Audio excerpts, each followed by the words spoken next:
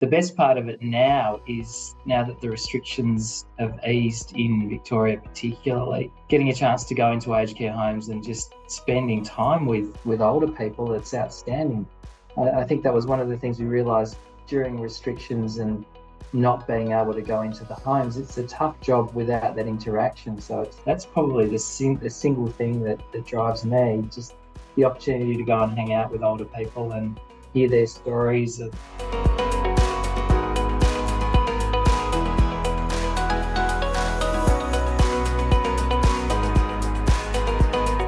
an experience that I had years ago with a couple of residents in one of our homes, and they provided some wonderful feedback about the care they were receiving and the home they were living in.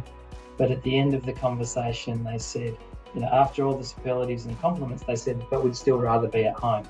So it wasn't necessarily their home, but they enjoyed it, but they still wanted to be at home. So, but I think the things that we do, we encourage people to bring in items from home. So if you walked around any of our homes and looked into residents' bedrooms, every one of them would be different.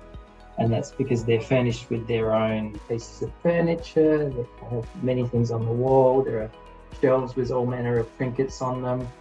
So just trying to create, I guess, in the environment that residential aged care is, at least a sanctuary in their own room that looks and feels and smells like the home they have come from. So that's a pretty important part of it. Residential aged care isn't a home. We try to make it as homely as we can, and I think things like home-cooked meals, having relationships with residents and families is a pretty important part of what we do, because we're very different to a hospital where you come in for a few days, you come in broken and you go out fixed or nearly fixed. In aged care, you come in for a period of time and you get to know people. So I think those relationships that we build, not only with the residents but also their families. I had a resident's son ring recently to thank me. He wanted me to know that the care that his mum and I think 3 other family members had received in one of our homes was really great. But the thing that he wanted to really highlight was that the team that was working in that home not only cared for his mum, but also his family.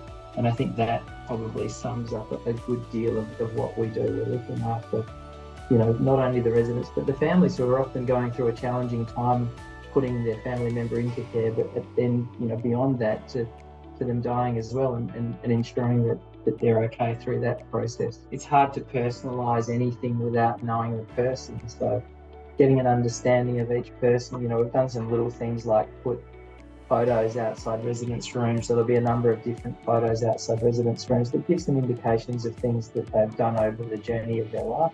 So that's just a quick memory jog for staff as they walk in to be able to have personalised conversations. But at the end of the day, it just boils down to spending time. And I've seen some wonderful moments of care over the journey. And I think probably the most beautiful moments is simply when you see someone engaged and talking, and it's a two-way conversation. You see the residents who are absolutely engaged with the team member, and the team member is fixed on making sure the resident knows that they're the only person that's important to them at that moment. And I think that's that sort of stuff doesn't just work in aged care, it works in all forms of life. And I think that's the thing that we sometimes miss, that the things that we would all prefer and enjoy are the same as what people living in aged care want and need to live a fulfilled life.